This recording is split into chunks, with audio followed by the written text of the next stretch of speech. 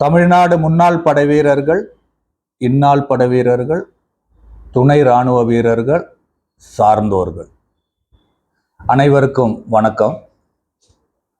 இன்னைக்கு நான் பேச போறது Tamil Nadu ex servicemen convention organisation சார்ந்த விஷயங்கள். இதுக்கு முன்னால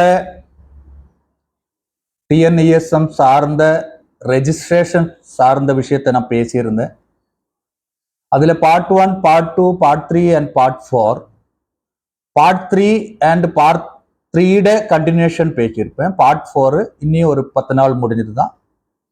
அதுக்கு அடிஷனாக இந்த மாதம் 11ஆம் தேதி ரெஜிஸ்டர் ஆஃபீஸில் சென்னையில் எங்களுக்கு தான் டிஎன்இஎஸ்எம் கன்வென்ஷன் அப்படின்னு ஒரு போலியான ட்ராமா பண்ணிக்கிட்டு இருக்கிற அவங்களையும் என்னையும் கூப்பிட்டுருந்தாங்க.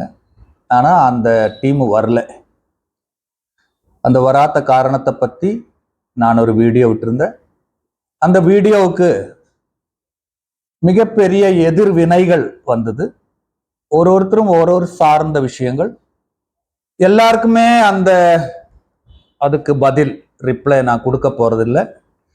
ஏன் அப்படின்னா அந்த தரம் சார்ந்தவங்களுக்கு தான் நம்ம ரிப்ளை கொடுக்க முடியும். அப்படி தரம் இல்லாதவர்கிட்ட ரிப்ளை கொடுக்கறதுக்கு தான் கோர்ட்டு, வக்கீலு, ஜட்ஜு. அதுக்கு ப்ரொசீஜரா நடந்துகிட்டு இருக்கு. விரைவில் அந்த டீமுக்கு தெரியும். இருப்பிலும் 1-2 விஷயம் நான் சொல்ல விரும்புகிறேன். அதாவது ஆலந்தூர் மணி சார் என்னன்னா டொனேஷன் கொடுத்த பணம், ஏதெல்லாம் பணம்னு சொல்றது எனக்கு தெரியல. எங்கிறது ஒரு 40,000. இது மட்டும்தான் உங்களால பேச முடியும், வேற ஒன்றும் பேச முடியாது. ஆனா உலகத்திலேயே டொனேஷன் கொடுத்த பணத்தை திருப்பி கேட்கறது அதுக்கும் கீழ்த்தனமானது வேற ஒண்ணுமே இருக்காது. அவ்வளவு சீப்பா இருக்கிறது வேற ஒண்ணுமே இருக்காது. அது இல்லாத உங்க மாதிரி டீம் டொனேஷன் கொடுக்கும்னு உள்ள ஒரு நம்பிக்கை வச்சு தள்ள அன்னைக்குத்த Erode ex servicemen association president Erode Palaniappan அந்த மாநாடு நடத்துறது என் மேல இருக்கிற நம்பிக்கை. அதை டாலரேட் பண்ணக்கூடிய சக்தி என்கிட்ட இருக்கு. அதனால அந்த நீங்களும் கொஞ்சம் பேர் அந்த ஜேம்ஸ் தங்கையா பணம், அந்த பணம், இந்த பணம், சொல்லவே வேண்டாம்.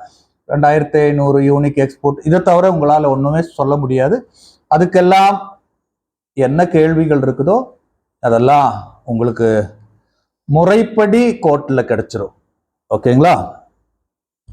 அடுத்தது இன்னொருத்தர் என்ன சொன்னாரு அப்படின்னா, மினிஸ்டரை கிட்ட பணம் வாங்கி அந்த புனிதா அம்மாவோட பணத்தை ஏமாத்தியாச்சு.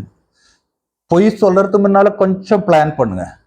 அந்த பொய்யும் உண்மையா இருக்கிற மாதிரி இருக்கணும். இல்லை, ஏதாவது மினிஸ்டர் அவரை காரும் அவரோட டிரைவரையும் கொடுத்து ஒரு அகாத மரணம் ஆன ஒரு வீட்டில் 50,000 ரூபா கொடுத்து அனுப்புவாங்களா? இவ்வளவு லாஜிக் இல்லையா திங்க் பண்றதுக்கு? அப்படி அந்த கட்சி சார்ந்த மினிஸ்டர் அப்படின்னா கிருஷ்ணகிரியில் அந்த கட்சி இல்லையா, அந்த கட்சியோட கேடர் அங்க இல்லையா, அவங்ககிட்ட கொடுக்க மாட்டாங்களா? இங்கிருந்து ஈரோடு பழனி அனுப்பணுமா?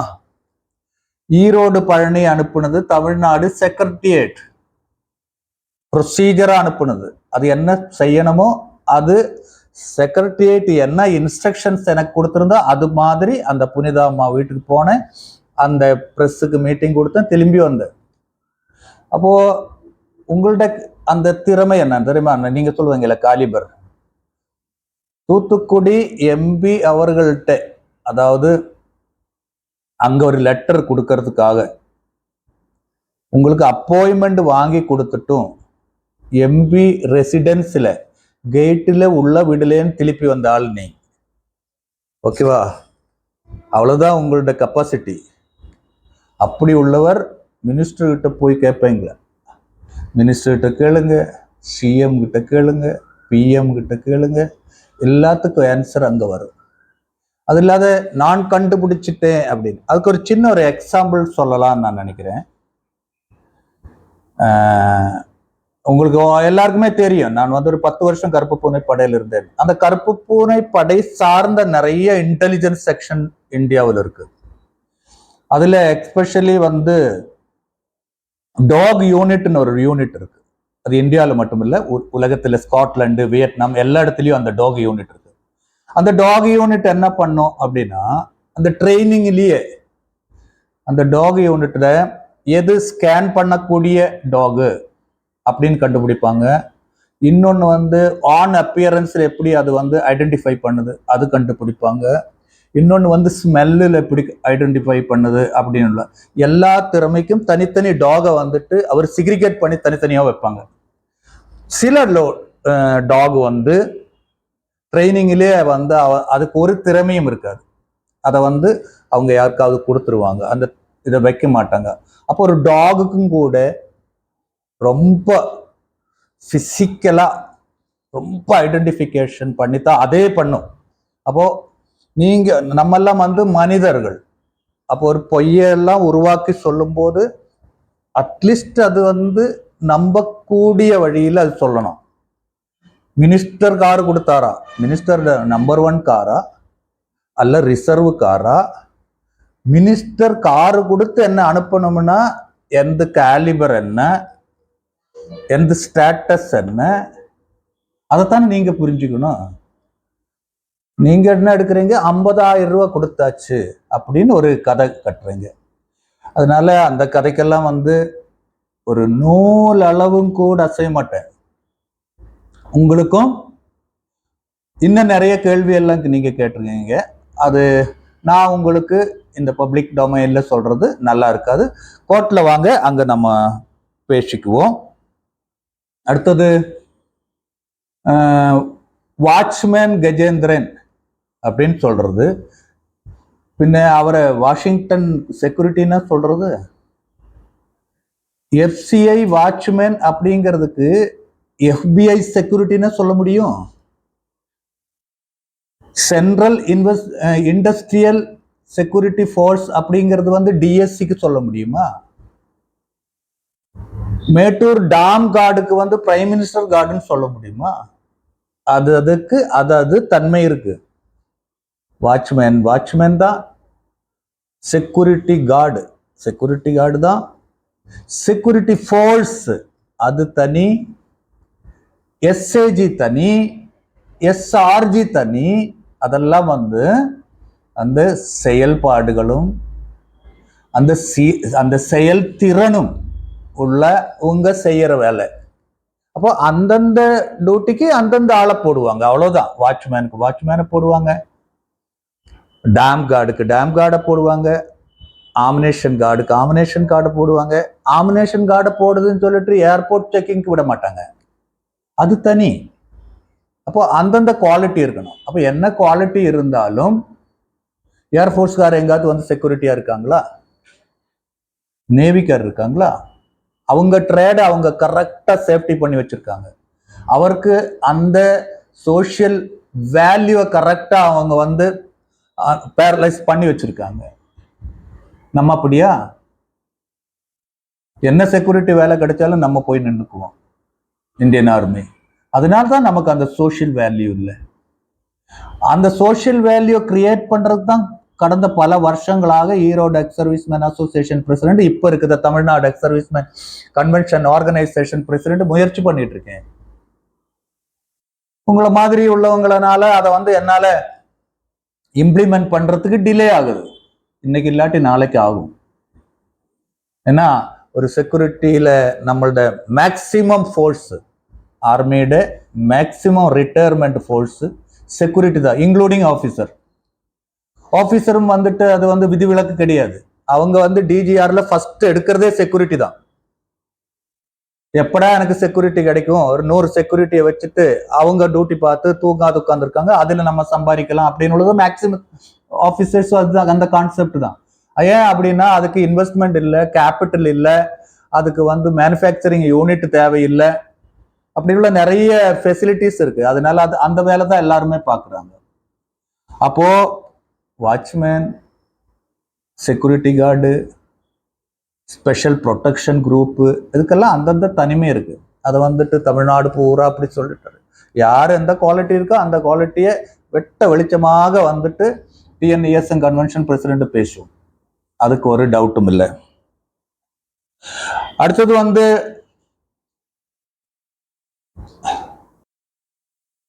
அதனால Tamil Nadu ex servicemen convention organisation president M Palaniappan Erode கடந்த பல வருடங்களாக எப்படியாவது எல்லா மாவட்டத்திலும் ஒரு இண்டஸ்ட்ரியல் ரெவல்யூஷன் கொண்டு வரணும்.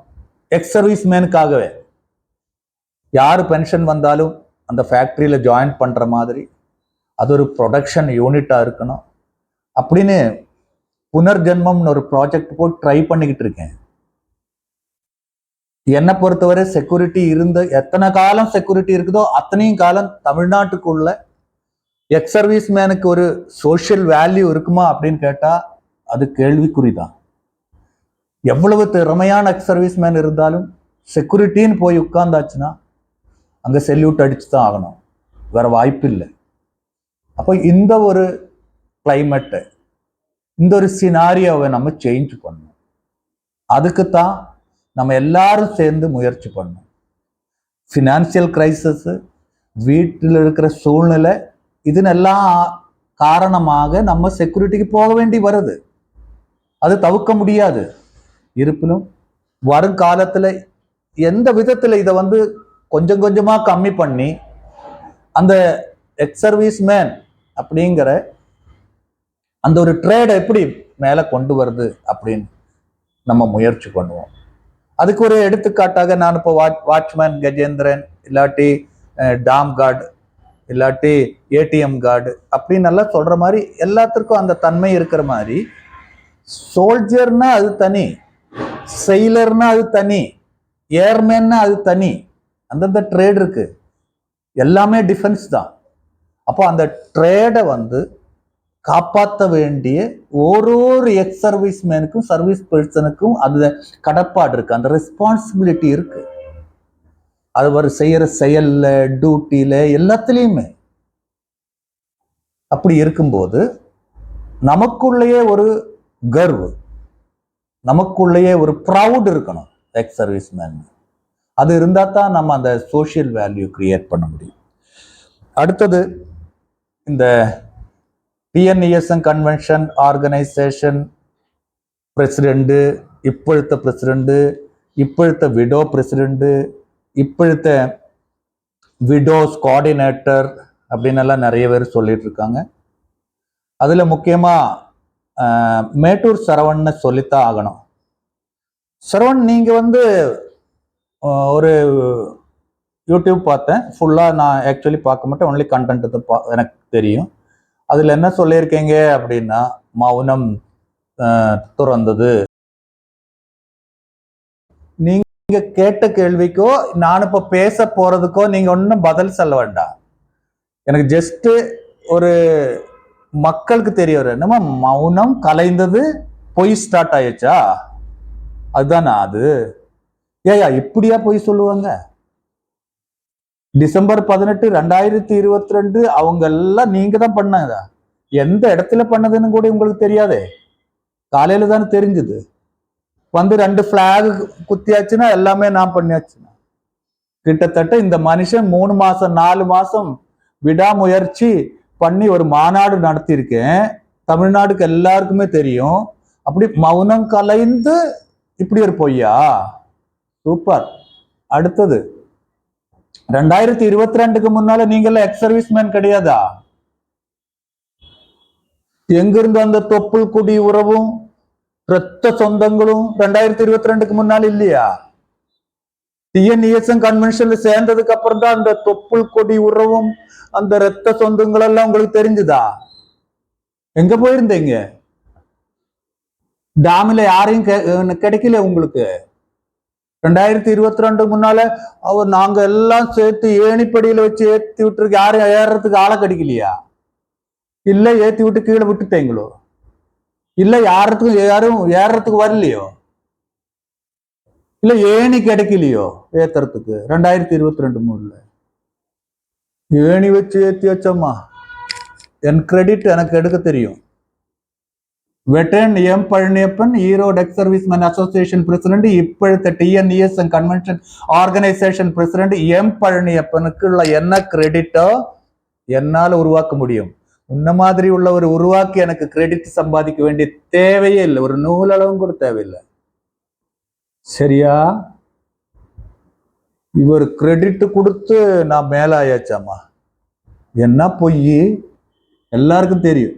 அடுத்தது மிகப்பெரிய பொய், டிஎன்இஎஸ்எம் கன்வென்ஷன் கூட அந்த மலையாளி கூட போய் சேர்ந்தாச்சாமா. அதனால உங்க மேட்டூர் முன்னாள் முப்படை குடும்ப நல கட்டமைப்பு இருந்து உங்களை நீக்கம் செய்து உங்களை 3-4 வருஷத்திலேயே தூக்கி எடுத்து எறிஞ்சிட்டாங்க. சரியா? அதுக்குள்ள ஃபர்ஸ்ட் எவிடன்ஸ் பாருங்க.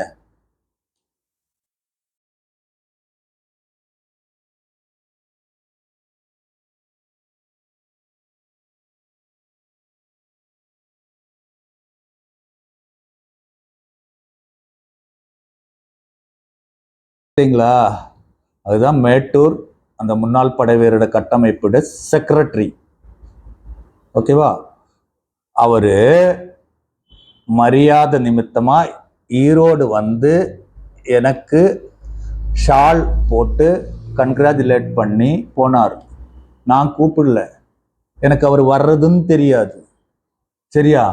அந்த டீமு தான் 2-3 வருஷத்துக்கு முன்னாலேயே இந்த மேட்டூர் சரவணன் டாம் கார்டு அவர் இருந்தாச்சுன்னா இந்த அசோசியேஷனே இதாகி போயிடும் அப்படின்னு அப்பவே துரத்தி விட்டாங்க. 2022 இல்ல, 2020 உங்களை துரத்தி விட்டாங்க.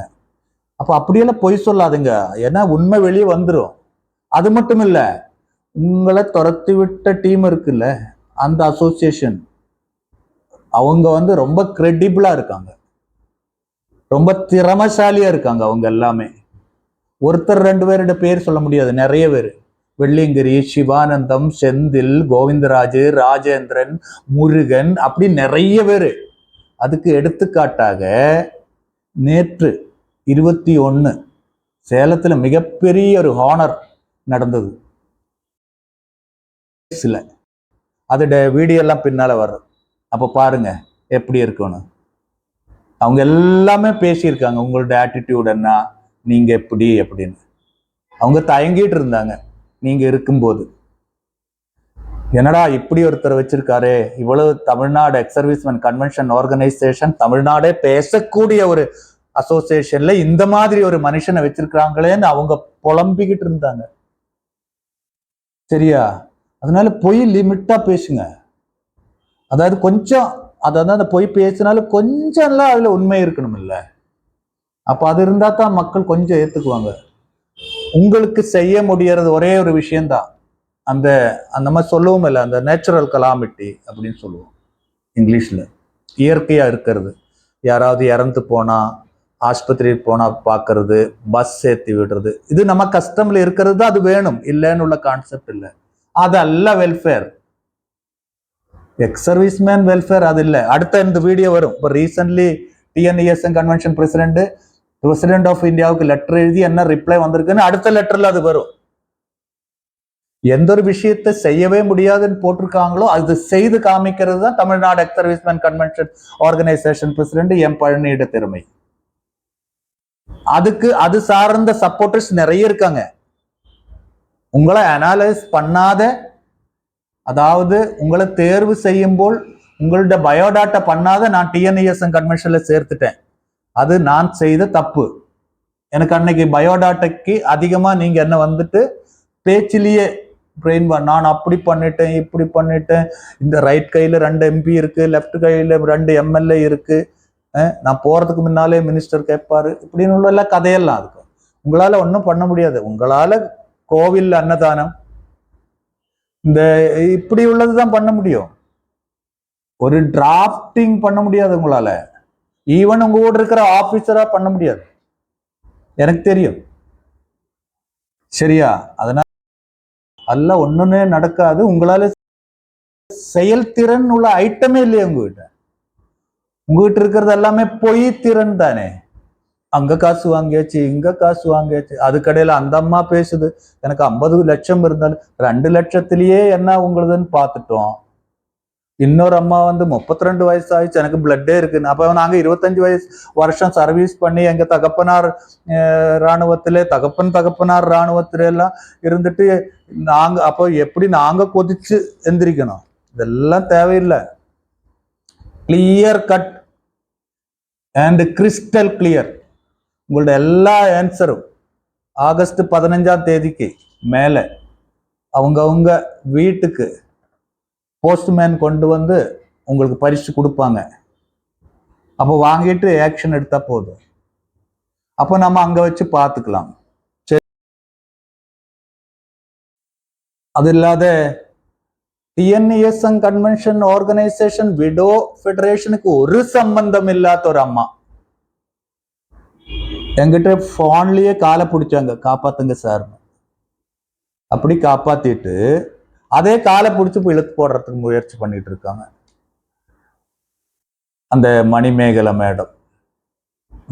மேடம் நீங்க என்னதான் பேசினாலும் உண்மைதான் நிற்கும், வேற ஒரு வழி இல்லை. அதுக்கு என்ன அப்படின்னா, நீங்களே எல்லா பிளாட்ஃபார்ம்லயும் பேசியிருக்கீங்க, ஜிஎம் லஞ்சம் வாங்கியாச்சு, ஏஎம் லஞ்சம் வாங்கியாச்சு அப்படின்னு.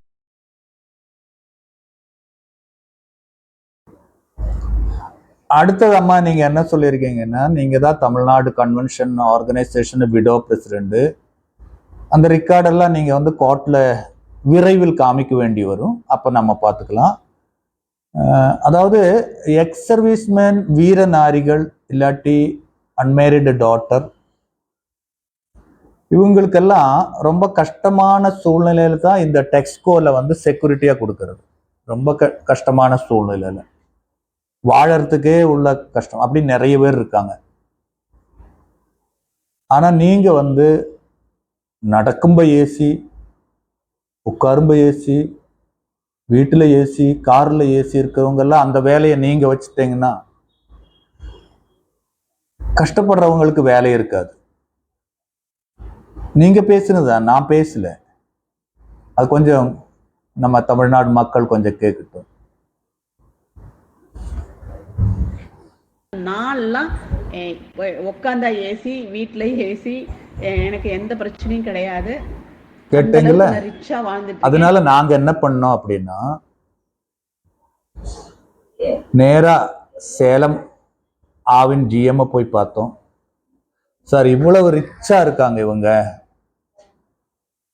இங்க பாருங்க எத்தனை வீர நாரிகளுக்கு வேலையே இல்லாத இருக்காங்க, சாப்பிடுறதே கஷ்டம், அதுல 4000 ரூபாய் பெனூரி பென்ஷன் வாங்குற வீர நாரி எல்லாம் இருக்காங்க, இவங்களுக்கெல்லாம் வேலை கொடுக்கலாம்ல அப்படின்னு சொல்லி இவரோட ப்ரொஃபைலையும் நம்ம வந்து கரெக்டா வெரிஃபை பண்ண வேண்டிய கட்டாயம் இருக்கு அப்படின்னு ஜிஎம்க்கு நேரடியா லெட்டர் கொடுத்தோம். அந்த போட்டோ பாருங்க.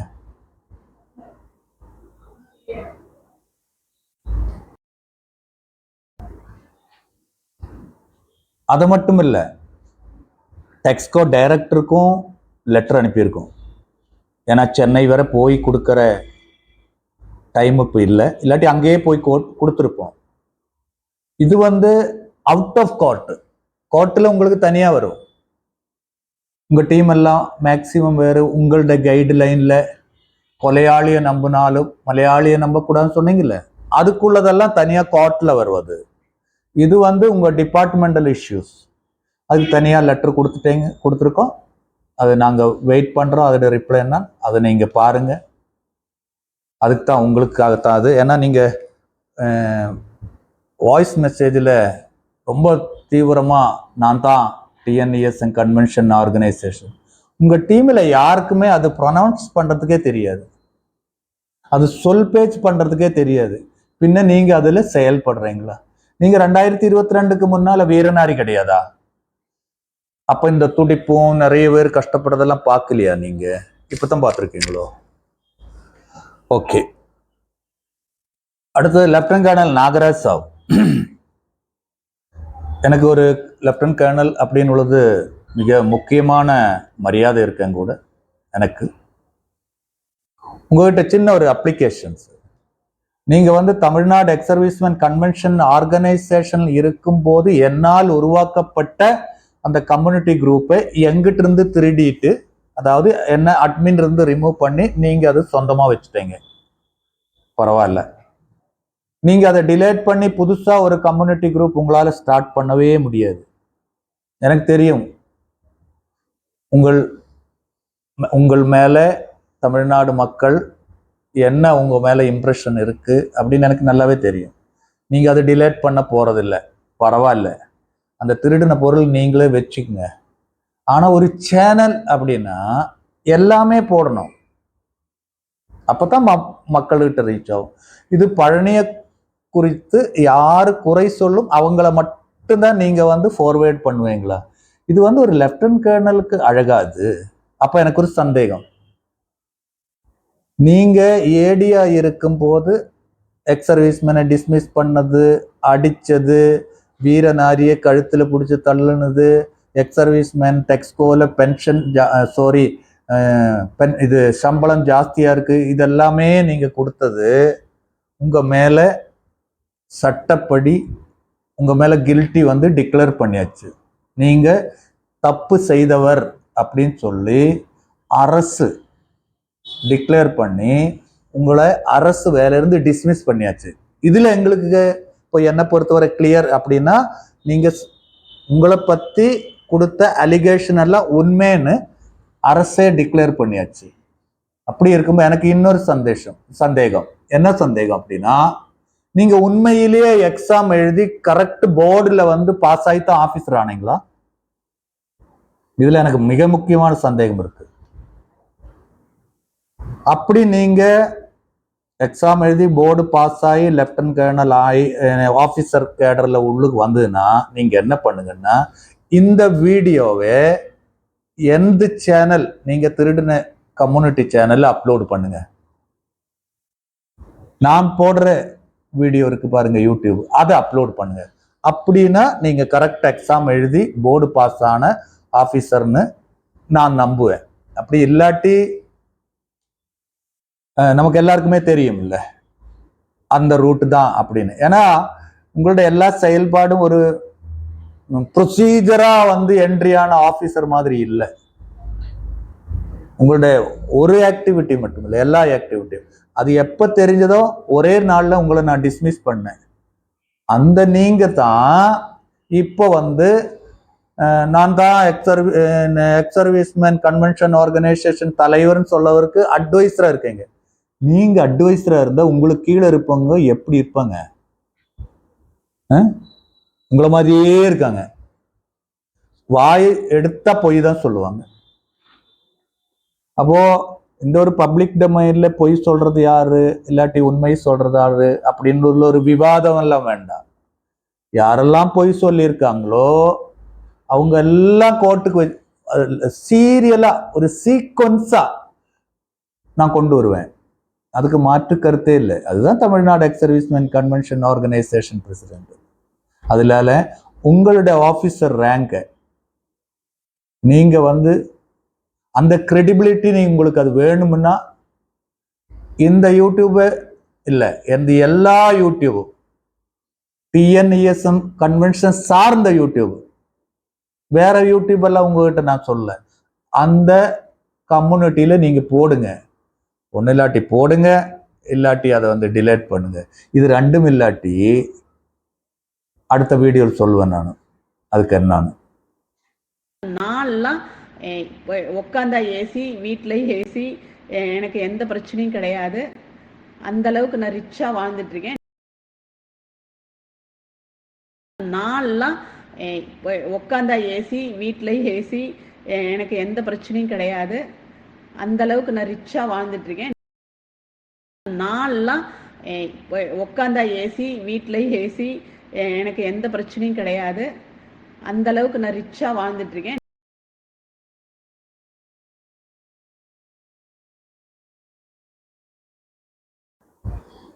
தமிழ்நாடு முன்னாள் படை வீரர்களை பொறுத்தவரை 2022 நான் மாநாடு நடத்ததுக்கு அப்புறம் நிறைய குழுக்கள் ஸ்டார்ட் ஆயிருக்கு. நிறைய ப்ரொப்பகாண்டா வந்து பப்ளிக் டொமைன்ல வந்துகிட்டு இருக்கு. அதெல்லாம் வந்து ஒரு ஹெல்த்தி மூமெண்ட் தான், அதுக்கு மாற்று கருத்தே இல்லை. அதுல சிலர் சில காரணங்களால் சில அசோசியேஷன் பிரிஞ்சு போய் தனியாகவே கட்டமைப்பு உருவாக்கி அவங்களுக்கு என்ன செய்யணுமோ இல்லாட்டி அவங்களால என்ன செய்ய முடியுமோ அது செய்துட்டு இருக்காங்க. அது வந்து ஒரு இண்டிவிஜுவலுடையும் திறமை. ஆனா அடுத்தவரை குறை சொல்றது வந்து திறமை இல்லை. இப்போ தமிழ்நாடுல ஒரு கல்ச்சர், எக்ஸ் சர்வீஸ் மேனோட மாநாடு மினிஸ்டர் வச்சு நடத்தினது அது ஈரோடு எம் பழனியப்பன் தான். அது வரலாறு பேசிக்கிட்டு இருக்கு. ஆனால் ஒரு மினிஸ்டரை வச்சு மாநாடு நடத்தியாச்சு, இல்லாட்டி 2 மாநாடு நடத்தியாச்சு, 3 மாநாடு நடத்தியாச்சு அப்படின்னா என்னெல்லாம் சாதிச்சது அப்படிங்கிறது வந்து நிறைய இருக்கு. ஆனா ஒரு ஓவர் நைட்லயும் அது சாதிக்காது. நம்ம ஒரு ஜனநாயக நாட்டில் இருக்கோம், அதுக்குண்டான டைம் எடுக்கும். நம்ம அதை தொடர்ந்து அதோட ஃபாலோ அப், கண்டினியூஷன் அது இருக்கணும். அது இருந்தா தான் நம்ம அந்த டார்கெட்டை வந்து ரீச் பண்ண முடியும். பல வருஷங்களாக சிஎஸ்டிக்கு ரோடே இல்லாத வேலூர்ல டிஎன்இஎஸ்என் கன்வென்ஷன் தலைவர் நான் எம் பழனியப்பன் மாநாடு போட்டு அங்க ரோடு போடப்பட்டது. 75 வருஷமா இல்லாத அந்த டாக்ஸ் எக்ஸம்ஷன், அட்லீஸ்ட் ரீஎம்பர்ஸ்மெண்ட் மீளப்பெறுதல்ல கொண்டாந்து நிறுத்தி இருக்கோம். இதெல்லாம் மிகப்பெரிய சாதனை. இன்னும் நிறைய இருக்கு. அப்போ என்ன செய்தாச்சு அப்படிங்கறது வந்து தனக்குத்தானே கேட்கணும், அடுத்தவரை கேட்க கூடாது. எப்போ ஒருத்தர் அந்த கேள்வி கேட்கும் போது அது உங்களை நீங்க ஃபர்ஸ்ட்ல கேட்டுக்கணும், நீங்க என்ன பண்ணீங்க அப்படின்னு உள்ளது. அதாவது நான் ஒரு கேள்வி கேட்டாச்சுன்னா நான் என்ன பண்ணேன், ராணுவத்திலிருந்து வந்ததுக்கு அப்புறம் எக்ஸ் சர்வீஸ் மேன் கம்யூனிட்டிக்கு அந்த சமுதாயத்துக்காக நான் என்ன டெலிவர்ட் பண்ணேன் அப்படின்னு நான் என்ன கேட்கணும். அப்பதான் நான் உங்களை கேட்க முடியும். அப்போ எப்ப இந்த விஷயத்த கேட்க முடியும்னா ஒரு பாசிட்டிவ் மைண்டோட நீங்க அதை வந்துட்டு பிரசன்ட் பண்ணிருக்கணும். இல்லாட்டி அந்த விஷயத்தை செயல்பாடுக்கு நீங்க வந்து ஒரு ஆக்கப்பூர்வமான செயல் நீங்க செய்திருக்கணும். அப்படி ஒன்றும் செய்யாது, வெறும் வாயா வாட்ஸ்அப்லயோ இல்லாட்டி வாய்ஸ் மெசேஜ்லயோ செய்துகிட்டு இருக்கிற நிறைய பேர் இருக்காங்க. ஜனநாயகம் இது இருக்கும். இது எல்லாம் கடந்து ஒரு நல்ல எக்ஸ் சர்வீஸ்மேன் சமுதாயத்தை தமிழ்நாட்டில் உருவாக்கணும். முடிஞ்சா அதை இந்தியா பூரா கொண்டு போகணும். இதுதான் தமிழ்நாடு எக்ஸ் சர்வீஸ்மேன் கன்வென்ஷன் ஆர்கனைசேஷனோட ஒரு மெயின் ஐடியாலஜி, சித்தாந்தமே இதுதான். எப்படி இந்த சித்தாந்தம் சாதிக்கும் அப்படிங்கிறது மிக முக்கியமான விஷயம். என்ன நமக்கு கிடைக்க வேண்டியது இருக்குதோ அரசுகிட்ட அதை நேர்மையாகவும் நம்ம அது கடைப்பிடித்து அதை வாங்கிட்டான அந்த விஷயத்தை நம்ம வாங்கிட்டாலே நம்ம ஜெயிச்சிட்டோம்னு அர்த்தம். இது எப்ப சாத்தியம் அப்படின்னா அந்த டெடிகேஷன் தேவை, லீடர்ஷிப் குவாலிட்டி தேவை. இது ரெண்டும் இருந்தாச்சுன்னா நம்மளால சாதிக்க முடியும். இப்பொழுதுக்கு இந்த வீடியோ அவ்வளவுதான். Thank you very much. வணக்கம். வந்தே மாதரம்.